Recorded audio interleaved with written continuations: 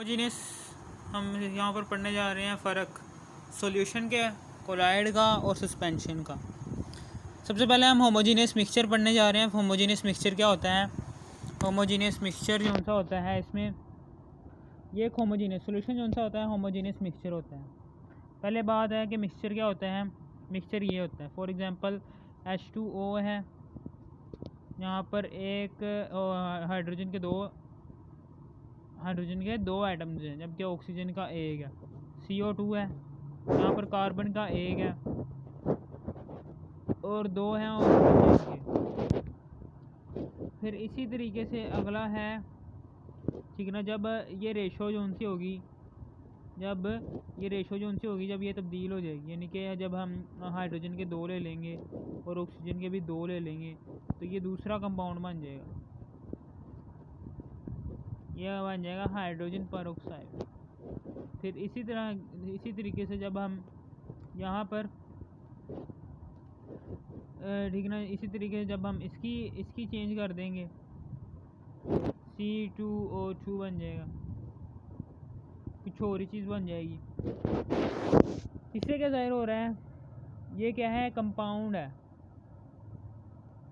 जिसमें fixed ratio मौजूद है। जबकि मिक्सचर में क्या होता है, मिक्सचर में ऐसा नहीं है। मिक्सचर में पीछे हमने पढ़ाया था, मिक्सचर में फिक्स्ड रेशो नहीं होती। मिक्सचर में इंक है, इंकों को पानी में मिला दो, या फिर आप इंक के एक कतरा 1 ड्रॉप किस में डाल दो, पानी में, 2 ड्रॉप डाल दो पानी में। ये फिक्स्ड रेशो थोड़ी है, ये दोनों में तो मिक्सचर बन नहीं जाएगा, ठीक है ना। यहाँ पर ये देखें, जैसे ये रेशो जो उनकी है ये चेंज होती है, जैसे ही ऑक्सीजन के एटम्स चेंज हो जाते हैं तो हाइड्रोजन परऑक्साइड बन जाता है। जैसे ही कार्बन के एटम्स बढ़ जाते हैं, ठीक है ना, जैसे ही कार्बन के एटम्स बढ़ जाते हैं, ठीक है ना, या फिर कार्बन का एटम ही नहीं लिखते, ठीक है ना, तो यहाँ पर ऑक्सीजन बन जाएगा। यहाँ पर ऐसा नहीं है, यहाँ पर 2 ड्रॉप डालो इंक के, 3 ड्रॉप डालो इंक के पानी के एक बीकर में, तो बनना तो मिक्सचर ही है। अब मिक्सचर की एक किस्म होती है होमोजीनियस मिक्सचर। होमोजीनियस मिक्सचर एक ऐसा मिक्सचर होता है जिसमें ये देखिए, जिसमें क्या होता है, फिक्स्ड रेशो नहीं होती। यानी कि आप कह सकते हैं कि फिक्स्ड रेशो नहीं होती, यानी कि ये देखें, ये मिक्सचर बना हुआ है, मिसाल के तौर पर यह इंक का पानी के अंदर मिक्सचर है, फॉर एग्जांपल। ये देखें, उसने आगे क्या बात की हुई है, होमोजीनियस मिक्सचर के बाद उसने कहा जी कंपोनेंट्स 2 और मोर। कंपोनेंट्स जो होते हैं ये 2 है या 2 से ज़्यादा होते हैं। फॉर एग्जांपल यहाँ पर कह रहा है कि कंपोनेंट्स की जगह यहाँ पर बात कर रहा है सॉल्यूट पार्टिकल्स की। सॉल्यूट जो होते हैं 2 या 2 से ज़्यादा भी हो सकते हैं, ठीक है ना। फॉर एग्जांपल यहाँ पर जब हम सॉफ्ट ड्रिंक पीते हैं, कोई सी भी पेप्सी, कोका कोला, उसमें सबसे नंबर 1 में तो H2O होता है, और ये सारे H2 एक सॉल्वेंट होता है, पूरी भरी होती है पानी के साथ, और उस पानी के अंदर सॉल्यूट जो से होते हैं वापस में जो से कंपोनेंट्स होते हैं वो ये होते हैं CO2, साल्ट्स और शुगर। ये तीनों जो से सॉल्यूट्स हैं ये सॉल्वेंट में हल हुए होते हैं। इसे हम कहते हैं जी, ये क्या है, ये सॉल्यूशन है, सॉल्यूट और सॉल्वेंट। इसमें सॉल्यूट है और सॉल्वेंट है। कंपोनेंट्स 2 और मोर, कंपोनेंट्स ज़्यादा 2 या 2 से ज़्यादा भी हो सकते हैं। यहाँ पर देखें 3 है, ठीक है ना, और एक सॉल्वेंट है, वो ये बात कहना चाह रहा है। अब उसके बाद ये है जी, यहाँ पर H2O है प्लस इंक है। जब आप इसको इंडिविजुअल आइडेंटिटी नहीं है इनकी, सॉल्यूशन है। अब पानी को इंक में मिलाएं,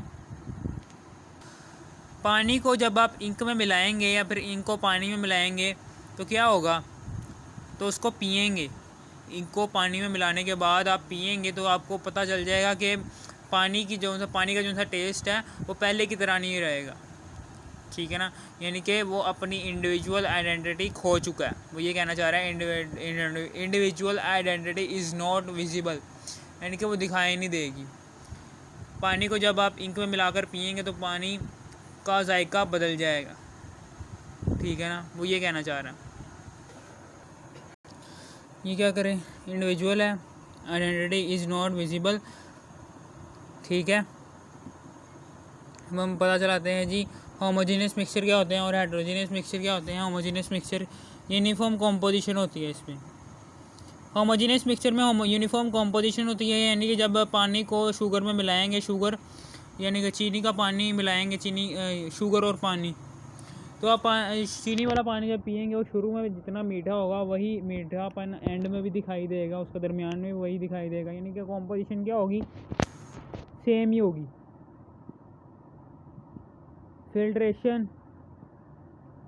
फिल्ट्रेशन इवेपोरेशन हो गया, इसको हम फिज़िकल मेथड से अलहदा कर सकते हैं, ठीक है ना, यानी कि फिल्ट्रेशन से, इवेपोरेशन से हम होमोजेनियस मिक्सचर के पार्टिकल्स को अलहदा कर सकते हैं। मिसाल के तौर पर एयर है, आइसक्रीम है। आइसक्रीम जो उनसे हम जब खाते हैं आइसक्रीम, तो शुरू में जैसा आइसक्रीम का जायका था वैसा ही उसका एंड में भी जायका था, यानी कि वो जो यूनिफॉर्म कॉम्पोजिशन है उसमें। एयर है, हवा है, उसमें भी यूनिफॉर्म कॉम्पोजिशन है, ठीक है ना, उसमें कार्बन डाइऑक्साइड, ऑक्सीजन, नाइट्रोजन, ठीक है, वो मौजूद है। आइसक्रीम की एग्जांपल ले लो, पानी शुगर और वाटर की एग्जांपल ले लो, नमक और पानी की एग्जांपल ले लो, इसमें साफ पता चल रहा है कि यूनिफॉर्म कॉम्पोजिशन है, ठीक है। फिर आगे हेट्रोजेनियस मिक्सचर एक ऐसा मिक्सचर होता है जिसमें कॉम्पोजिशन नॉट यूनिफॉर्म, यानी कि इसमें कॉम्पोजिशन जो सी होती है वो यूनिफॉर्म नहीं होती, साख्त जो सी, कॉम्पोजिशन का मतलब है साख्त इसकी कांस्टेंट नहीं होती। मिसाल के तौर पर सोइल है, ये वुड है, लकड़ी है, रॉक है, पहाड़ी है, ठीक है। इसकी एग्जांपल है जी वेजिटेबल सूप में बहुत सारी वेजिटेबल्स, कोई सी भी वेजिटेबल्स हो सकती हैं, यानी कि वेजिटेबल सूप जो सा है उसमें बहुत सारी वेजिटेबल्स होती हैं और डिफरेंट मिकदार में सूप डाल देते हैं, यानी कि जिसकी कॉम्पोजिशन सेम नहीं है। सलाद हो गया, इसमें बहुत सी वेजिटेबल्स होती हैं, इसमें खीरा हो गया, खीरा, मूली, गाजर, ठीक है ना, बंद गोभी। फिर इसी तरीके से अगला है जी खीरा भी डाल दो, मूली भी डाल दो, ये भी सलाद तैयार हो गया। अगला मैंने बनाया जी मूली, या फिर इसके साथ चुकंदर डाल देते हैं।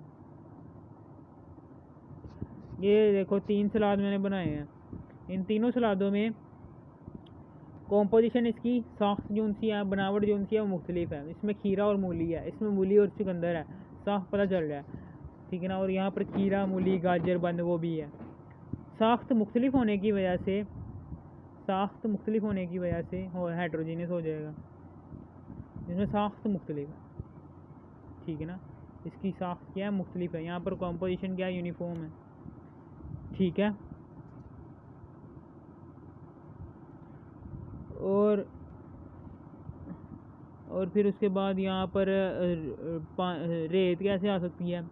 रेत में भी बहुत से पार्टिकल्स होते हैं, उसमें रेत में बहुत से पार्टिकल्स होते हैं, रेत में आपने देखा होगा बहुत से पार्टिकल्स होते हैं, वो उसको यूनिफॉर्म नहीं हो रहे होते, मिक्स हुए होते हैं। पत्थर होते हैं छोटे छोटे से, रेत होती है, सीमेंट होता है, बजरी होती है, सारे आपस में मिलकर रेत बना रहे होते हैं, ठीक है।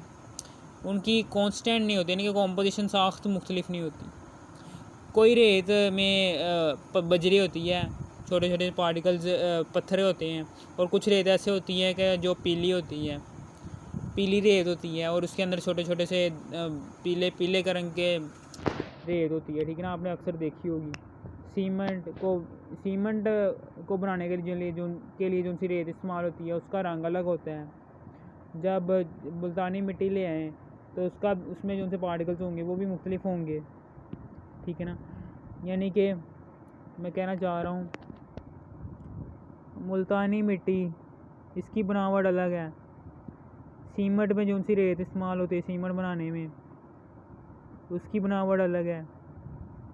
और जो उनसे पीली सी मिट्टी होती है उसकी बनावट अलग है। समुंदर के जो उनसे इर्द गिर्द मिट्टी पाई जाती है उसमें कुछ और पार्टिकल्स होंगे।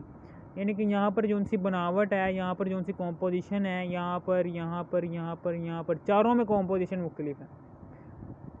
सारे क्या हैं? ये हेट्रोजीनियस मिक्सचर। ठीक है, समझ आ गई आपको क्या होता है? अब मैंने आपको डिटेल से समझा दिया ये। फिर उसके बाद आगे आता है individual identity is not visible. अब हम कोलाइड की बात करते हैं। कोलाइड जो सा होता है, इसके पार्टिकल जो से होते हैं वो बहुत बड़े बड़े होते हैं as compared to homogeneous mixture. Homogeneous mixture कहते हैं सोल्यूशन, ट्रू सोल्यूशन से कोलाइड के पार्टिकल्स बहुत बड़े बड़े होते हैं, जो कि नेकेड आइज से, नंगी आँख से हम देख नहीं सकते इनके पार्टिकल्स को। फिर जो उनसे पार्टिकल्स होते हैं वो डिज़ोल्व हो जाते हैं पानी में, ठीक है ना, और ज़्यादा देर तक ये settle down for a long time, लंबे अरसे तक ये बीकर के नीचे नहीं बैठे रहते, लंबे अरसे तक ये बीकर के नीचे नहीं बैठे रहते, ये पार्टिकल्स डिज़ोल्व भी हो जाते हैं पानी के अंदर, ठीक है ना। ये हल होने वाले पार्टिकल्स होते हैं। ये मिसाल के तौर पर ये है जी इंक देख लो, ये बीकर के नीचे बैठती है?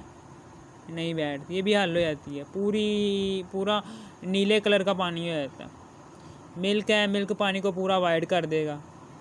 ब्लड है, ब्लड पूरा पानी को सुर्ख कर देगा। यह हल हो जाएंगे और ज़्यादा देर तक ये नीचे नहीं बैठेंगे, ठीक है ना, ज़्यादा देर तक ये पैंदे पर नहीं बैठेंगे। Particles of colloid are big enough to scatter the, यानी कि ये कह रहा है कि ये इतने बिग होते हैं, यानी कि ये जो उनसे पार्टिकल्स हैं ये इसके तो छोटे होते हैं, छोटे छोटे से, जबकि इसके पार्टिकल्स जो उनसे हैं ये छोटे छोटे से कह रहा हूँ, ये तो बहुत बड़े हो गए हैं, ये है छोटे छोटे से पार्टिकल होते हैं इसके। बीकर में जब आप पानी डालेंगे इसके पार्टिकल्स क्या होंगे? वो छोटे छोटे से होंगे, एक डॉट की तरह के होंगे, ठीक है ना।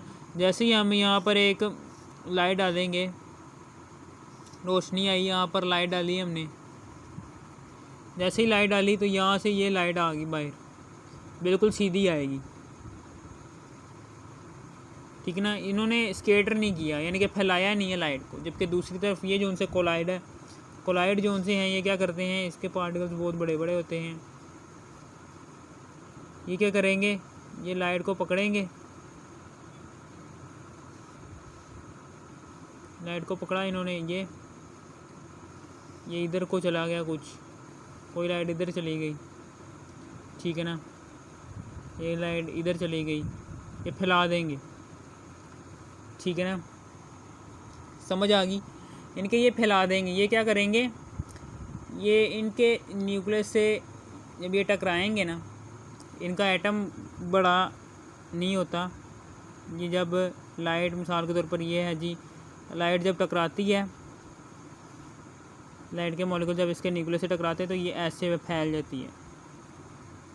ये मैं एक एटम की बात कर रहा हूँ जो कि कोलाइड के सॉल्यूशन में मौजूद है। ये क्या करता है? ये इसके साइडों से टकराती है, ये फैला देता है, ठीक है ना, समझ आ गई। यानी कि यहाँ पर टिंडल इफ़ेक्ट मौजूद है, इसे कहते हैं टिंडल इफ़ेक्ट। टेंड कहते हैं, टेंड, अब याद रहेगा। Particles of colloids are big enough for scatters, scatter का मतलब है टू स्केटर, फैलाना, द बीम ऑफ लाइट को फैला देते हैं, इसे कहते हैं टिंडल इफेक्ट।